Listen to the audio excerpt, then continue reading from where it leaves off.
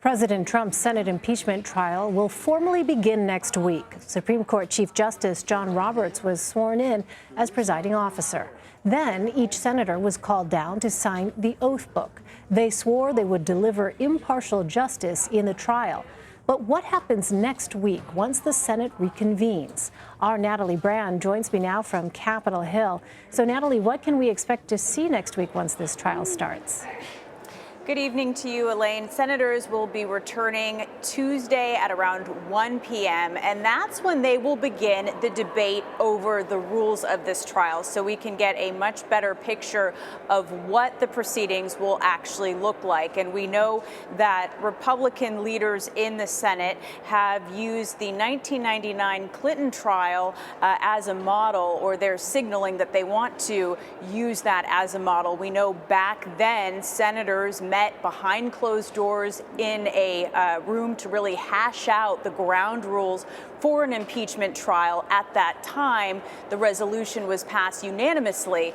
But Democratic senators argue that this is a very different impeachment process just by nature of how the investigation played out on the House side in an expedited nature with congressional investigators versus DOJ investigators. So they're arguing that this particular trial calls for a different type of proceedings. And as we've heard, Democratic lawmakers have called for additional witnesses. They want that issue to be brought up right away, whereas Republican senators are saying, wait, the Clinton trial model had us listening to opening arguments first before deciding on additional witnesses, additional evidence. So that is a debate that we can expect to see play out on the Senate floor early next week, when we again get a much better picture of what this whole process will look like.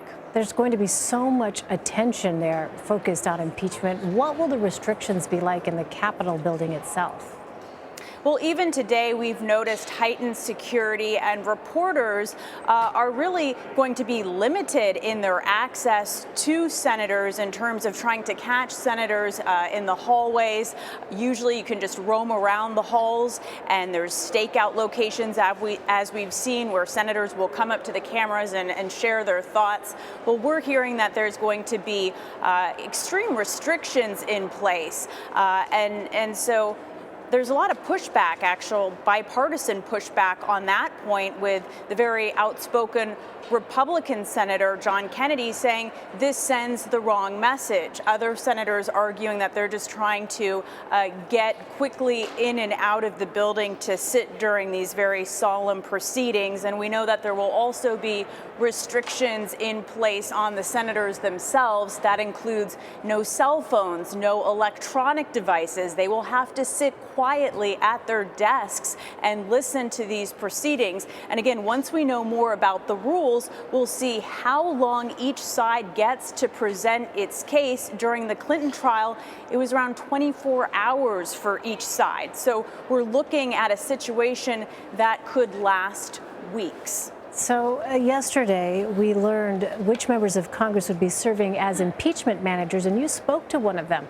Congressman Jason Crow of Colorado. He addressed what the group of impeachment managers brings to the trial, and I want to play that bite. Well, you look at this team, and it really represents the cross-section of the country. Members from all throughout the country with different backgrounds, legal backgrounds. It represents the diversity of not only the caucus, but the country as a whole. And I look forward to working with this team. Natalie, talk about who the impeachment managers are and what else you learned from Congressman Crow.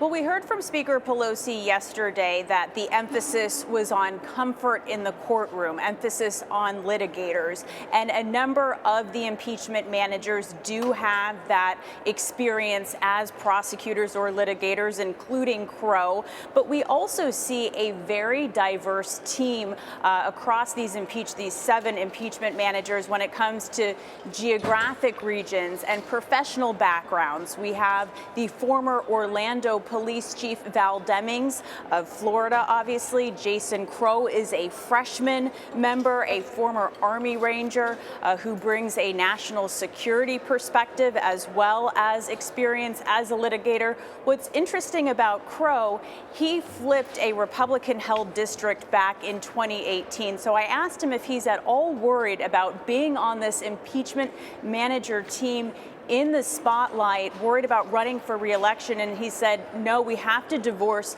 politics from this process and put the oath to office, oath to the Constitution first and foremost.